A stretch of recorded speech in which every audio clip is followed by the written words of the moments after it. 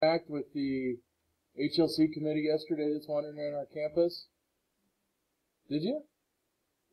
No. Oh. So they are on campus again this morning. So this is the body that actually decides whether we are legal to teach classes or not. So it's kind of interesting and scary and everything all at once to have them on campus. But I don't think we're in any danger, but certainly we can always be a better college. And so we're learning different pieces and different things in terms of assessment, accreditation, and some other things. So I worked and kind of restructured the rest of the semester a little bit. We didn't get, or aren't going to get as far as I would like to, but that's okay, because I would rather have us able to do some of these tasks. So at the beginning of this week, in this session up here, I put a lot of practice pieces that may be useful for you. So as it goes through Cengage, amateur survey.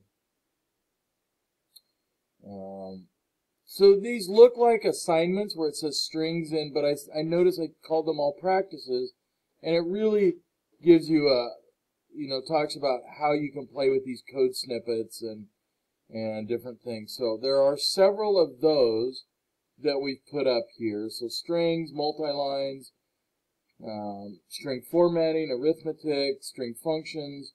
So you don't have to do those, but if you're struggling, they may be a good thing to go look at. So for example, string methods. So remember we use that dot and then we can pull up a method. So that might be a good one to go through and review slowly as it will launch. So here's our string name dot method, and then so there's examples for the split and the join, the count. So some of those are kind of a really handy way to do it, and then because we haven't put limits or anything else on here, you can actually practice these and try them on your own to see what works, what doesn't work, and you can manipulate that around. So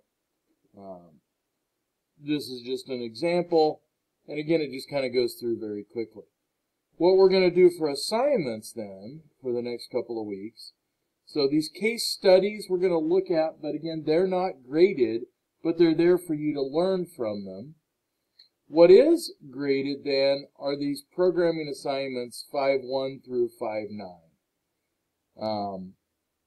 So we're gonna look at these and try to examine some of those. There is a quiz, and then I've pulled some other pieces out. There is a discussion board for week 11. So we've survived the pandemic, and I have a quote in here. So this one,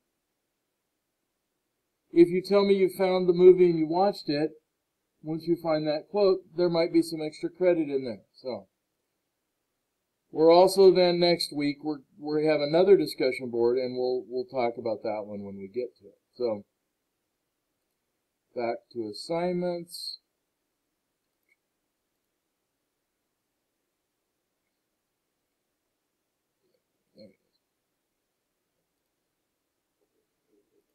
So this week we introduce a new concept, a couple of new concepts actually.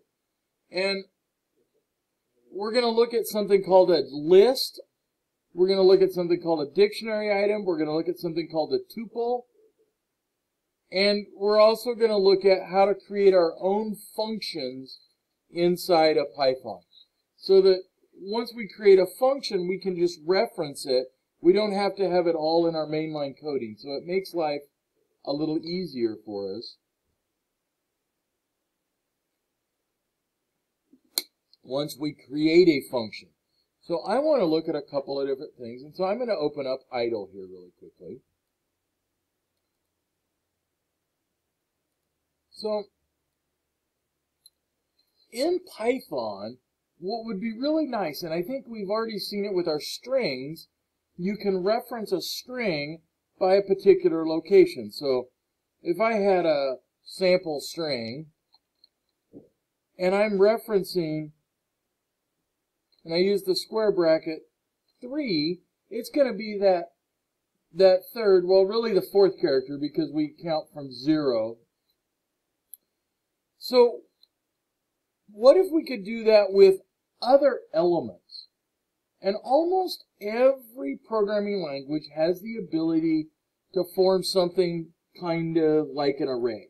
So in most languages, we call it an array. And what it really means is we're putting things in buckets. So maybe I have 10. I can't get a tab inside of there. And I have a list of elements. Maybe they're all numbers. Maybe I'm writing a game that's like a Dungeons and Dragons game, and there's something like a sword, and a cape, and a bag of holding. So maybe it's a group of items, either text or a group of items that are numbers. Well, what I can do in almost every language is form some kind of an array. And usually I have to say that I'm going to have 6 items, and each item is 250 characters or less. So, most languages we have to define that very carefully, what those items are, and what's in them, how big they are. So in other words, we're taking our memory and chunking it into little protected little drawers you might want to think about. Python, though, makes our life easier. Python says, you know what? I'm okay if we just create a list of items, and Python will take care of the hard work in the backside, which is really kind of nice. So, we actually have 3 different types. So we have a list, we have a dictionary, and we have a tuple. We have a what? What is this thing called a tuple? So, a tuple. A tuple is a list of items, but it's unmutable. In other words, we can't change it. Once we can add to that list, we can append it, but I can't swap out items in that list. So there's a term called unmutable. A list or a dictionary, very, very similar. They're mutable. We can move items in and out of them in their positions. So, let's look at a list first. So, a list has an item of items. And so it really is as simple as that. It's a group of items. Maybe it's a to-do list, a shopping list, a group of numbers. It's your grades throughout a semester. So each one of them is going to have an index associated with it. So this is as easy as we can make a list right here. So we can make a list: apples, cherries, and oranges, or oranges and cherries. Here we can make a list of Cartesian points if we wanted to. So that is as simple as we can make this list. So if I go in and I say, I want a list, and I want it to be sample equals bracket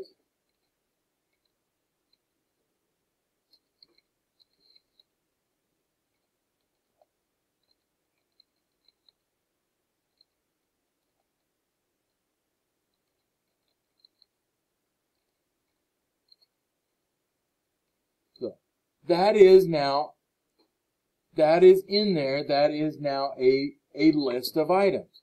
And once I have that list in there, I can change that list around if I wanted to. I could replace the first item, because this is position 0, position 1, and position 2. So I can change those. I can reference by them. I can do a lot of different activities with them, but these are all able to be changed. That tuple that we're going to introduce you to also looks exactly the same except for one subtle difference. So if instead I put in parentheses instead of square brackets, now I've made a tuple. Now I can't pop things in and out and change them. And so depending on what my need is, so if I'm pulling up math reference values or something, I may want to have those unchangeable. In this case, I probably did want them to change. So it's as simple a difference as square brackets and parentheses. And that seems to be kind of hard to wrap our head around, because I will guarantee I have students who will write the wrong ones. They'll put a parentheses around there. It looks like it's going to work, and then you try to do a pop or something and change out an item, and it's going to say, oh, nope, that's not going to work. So that is the biggest difference when we create them. So other things will work on there. So if I want to do a length of a list, so my list over here that I just did, if I ran a length on it, is going to say, oh, it's 3. It's got 3 elements. Concatenation and equalities, so we can look at them and compare lists, and we can do all different kinds of things with those lists. If I want to print that entire set of lists, so if I wanted to print this entire element one at a time, I could do that. But why a list is great is this idea of mutations or mutable. So I can swap in and substitute pieces very, very easily. So I can build this great big list of items, and I can take things in and out of it. So I can use something like this, where I'm swapping out numbers in an individual list. In this case, I'm extracting a list of words. So this chart in your book might be something you want to kind of highlight and say, oh, you know what, I need to learn how to do this. So pop is one that we can use to insert, so it pulls one out and pops in a new value. So it's an interesting way we can do that to change out values. And here's an example then. So here we have example that has 1, 2, and we insert the values 1, 10 into it. So there are ways we can manipulate those strings pretty easily. The other thing that's really nice with Python, and we can do it with other languages, it just takes a little more effort, is if I want to look through an entire list of items, I can do that. Python lets me do those kinds of fun things. All right, so let's take a look at, there's all different kinds of things in there, so we're going to look at pieces of it as we go through here. And let's weirdly, if I remember, let me pull my note up over here. Where did I put you?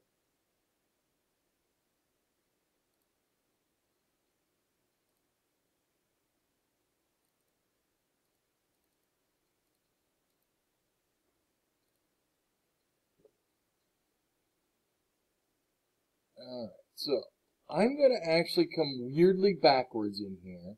And I'm going to look at 5.2. And I thought that's what I wanted to do here first. But so we're going to look at 5.2. And we're going to skip out of 5.1 temporarily. So we'll go backwards to it, but come on. All right.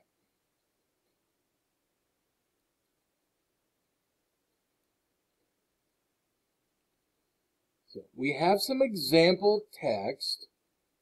So in this setup here, we have line 1, line 2, line 3. So that's just in a text file. What we're wanting to do with this code, so write a program that allows the user to navigate the lines of text in a file. The program should prompt the user for a file name and input the lines of text into a list. So part of that we've already done. We know how to open a file name, and we've already figured out before how to, ask for a file name and use it. The program then will run a loop in which it prints the number of lines in the file and prompts the user for a line number. Actual line numbers range from 1 to the number of lines in the file. If the input is 0, the program quits. All right. So what it should look like is something like this. And where we're headed to is being able to build kind of a menu of items is one of the things we're looking at. So, input the file name, so example.txt, our text file here. And it's going to say, all right, the file has 3 lines. Enter a line number. 0 to quit. But we put 2 in, and 2 says line 2. Then it once again loops and says the file has 3 lines. Enter a line number, 0 to quit, 4. Aha. So now, one of the things we've added is kind of some error checking. And it should give back something about error. The line number must be less than 3. And then it'll reset again. So we started to introduce this idea of some editing for errors. So let me move stuff around here a little bit so I have a bigger screen here. All right, so a couple of things we're going to do. So I'm going to put in, just out of habit, and the first thing we're going to do is we're going to get file name, and this is very similar to what we did last week. We said, all right, here we're going to put in a file name. We're going to have to open the file and read it. And we're going to read it by line, so we'll have to look at that really quick. All right. And then we're going to create a loop.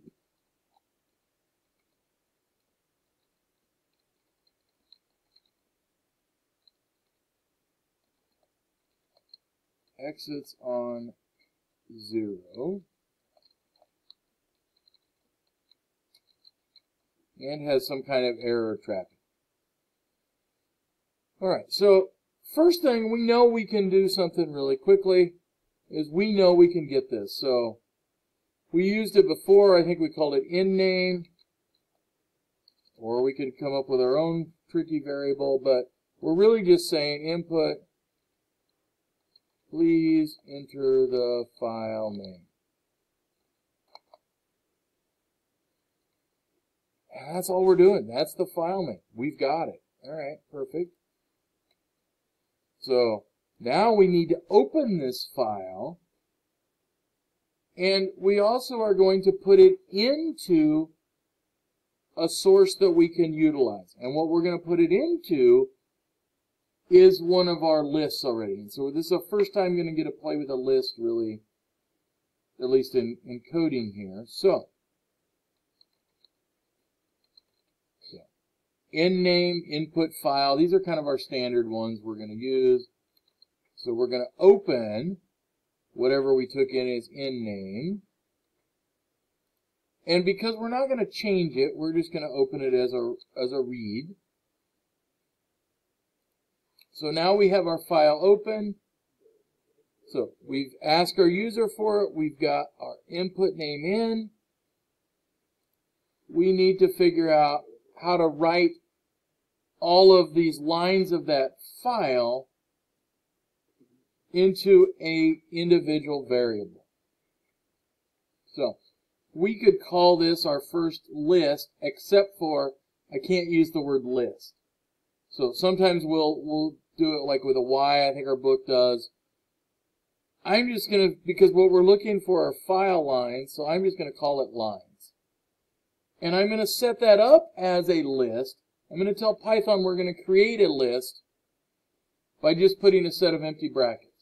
And that alerts Python and says, hey, I'm going to have this variable here,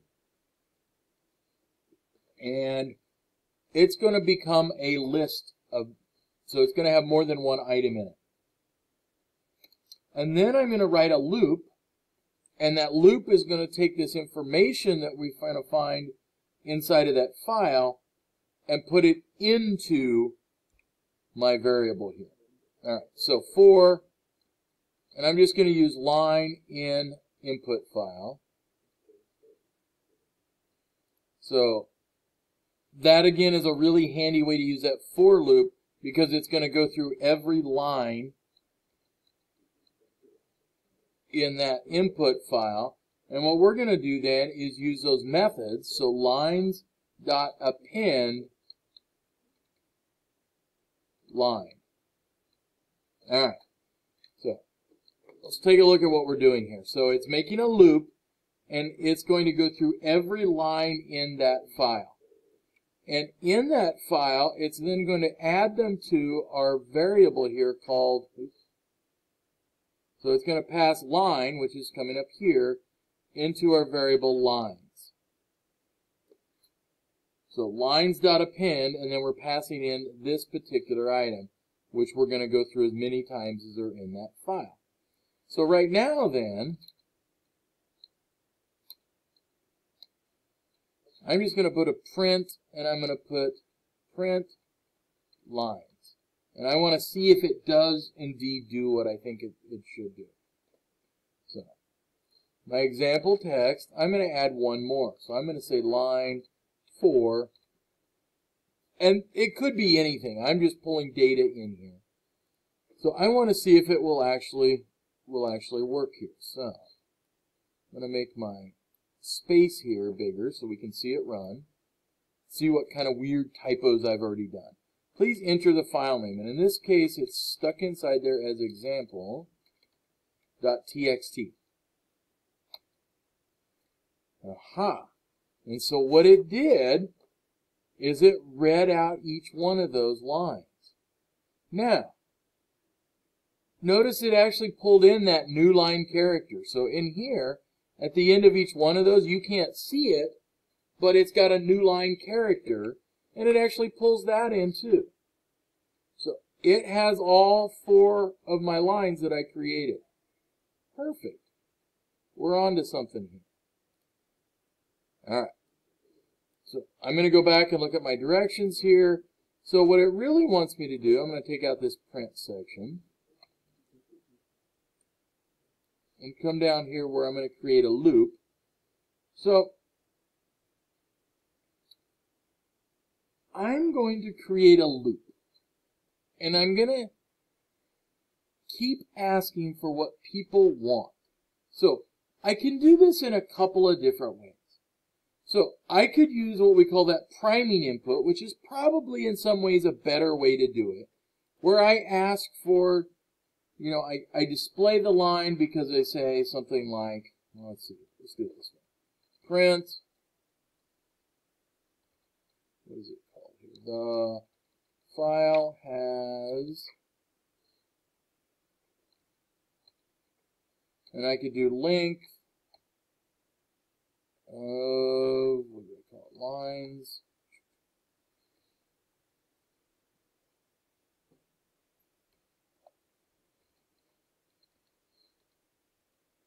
Of, has however many numbers of lines. All right. So I could do that, and that would work. And then I could also say, so it's asked for the number of lines, and then it says enter a line number. So I could set that up at the top of a loop, and then I end up duplicating it inside of the loop.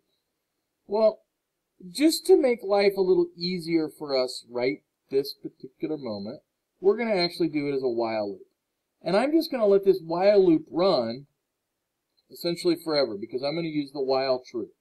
And that while true, we don't ever change it. So unless I change something in there, and I put a variable to associate with it, this is just going to run forever. So I'm going to use our breaks to get us back out and at the bottom of our loop.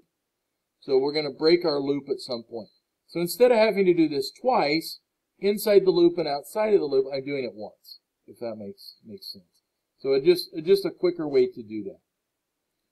So what I might put in there, because I know that if there's no lines pulled in, I probably want it exit out of this program.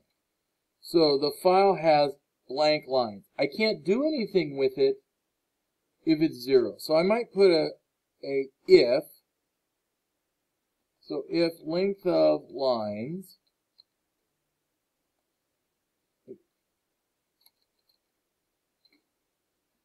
is equal to 0.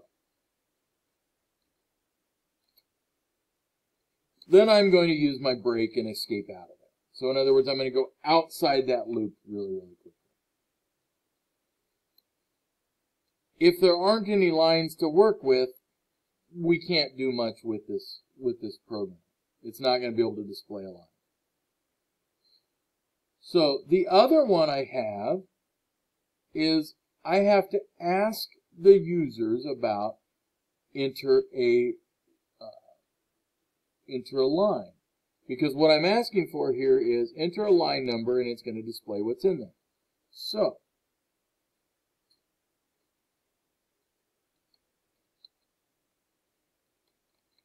I might call it user line equals input, enter a valid line number. All right, so a valid line number then we're going to take in. And I have one more thing. Oh, enter a valid line number 0 to quit, because we're also going to look for that particular number. All right, one thing we need to do in here, let me make this bigger so this line doesn't scrunch out as bad. One thing I also need to do, and notice we're still inside that loop, we're at that first indent, is our user input is always coming in as a string. So I need to do that integer to get a valid number that we can actually manipulate around a little bit. All right. So once I do that, one thing I could do then as I progress through here is I could do the same thing as I did above. If user line is equal to 0, then I'm going to put that break in again. So in other words, if my file doesn't have any characters, or if the user puts in a 0, I'm going to exit out of whatever loop I have.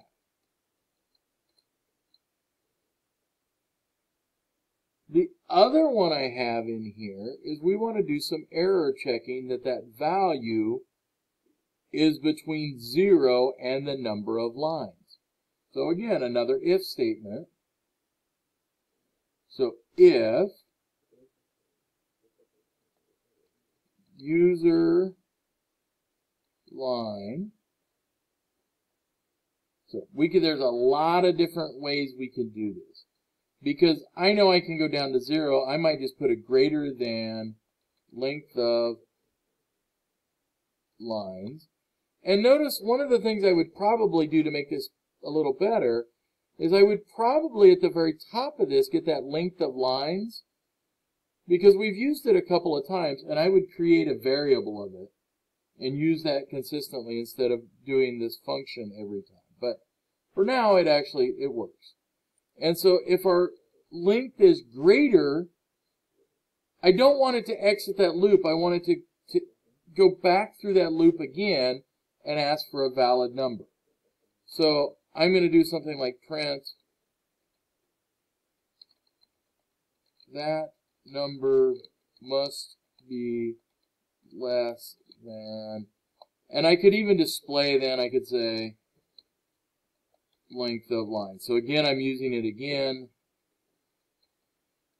So I probably should have just come in here and done that a couple of times. So make sure I have enough parentheses.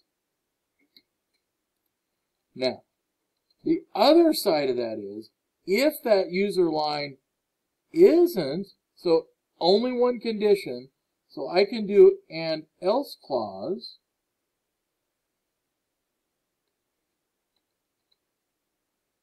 So any other condition is going to generate then print, and we wanted their user line number followed by the actual line. How did they set that up with a colon? Yeah. Okay. Chunk, chunk. And we called it lines. And then we're going to put in the value of user line. Now, I have to do one other piece in here. So, this is that translation from our computer counting from 0, and we start counting at 1. So the way I can do that is I can take 1 away from whatever line number you input. So if you say line 3, to the computer this is really 0, 1, 2. So here, if we just take 1 away from you, whatever number you put in, it translates it back to that counting by the computer. Alright, so that should then print out whatever line they want out of this entire file. Alright, so let's see if we can get this to run and see what great, wonderful typing errors I've managed to make here. And then we'll modify it a little bit and see if we can get some other things to happen. So I'm going to hit run. Please enter the file name.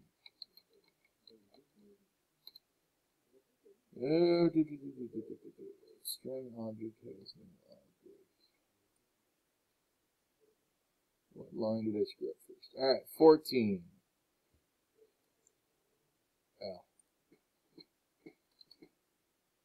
Chunk. Alright. And even something as simple as that comma instead of a period, that can make our lives miserable. TXT. The file has 4 lines. When we go back and look, yep, has 4 lines. That part's right. And I don't want to quit quite yet. So I want to see what is on line 2. 2 says line 2. And then it loops back up and says, oh, the file has 4 lines. Enter a valid line number. Let's see if 1 works. So 3 works. Let's try a 1 too big, see what happens. 5. Number must be less than 4. The file has 4 lines. So let's see what happens. Does it quit if I hit 0? And it did. Wow. All right. So it seems to function. I see some things I want to clean up. So notice here we're 0 to quit. I want a space in there because that's going to drive me crazy. 0 to quit. So it seems to work. I'm going to change my text file and say the cow jumped over the moon. And maybe I'll change a couple of these just so I can see if it's going to work or if it's some kind of trick associated with that.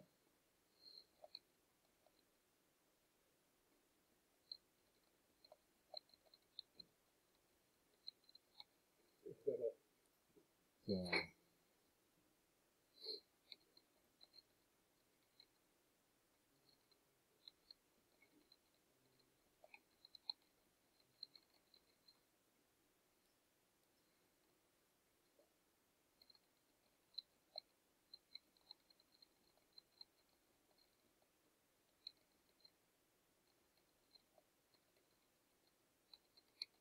All right, so I've just added some kind of silly lines in there to see. And maybe I'll put a 5th one in there.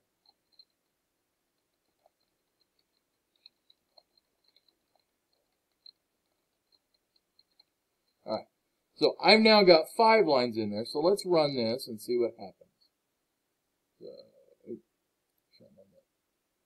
There. All right, so enter the file name. So again, it's example.txt. File has 5 lines. Yep. I want to see what line 1 is. Cow jumped over the moon.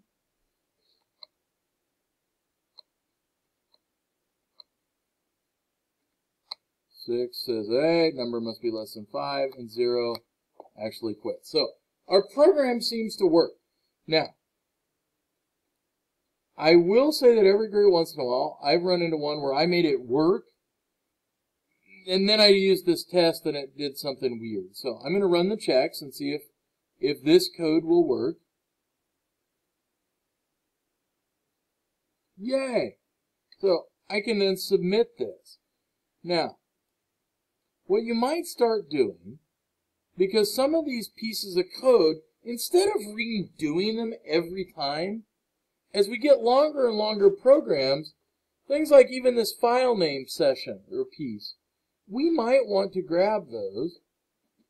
And so you might want to think about doing this. I'm going to go copy this, and I'm going to open up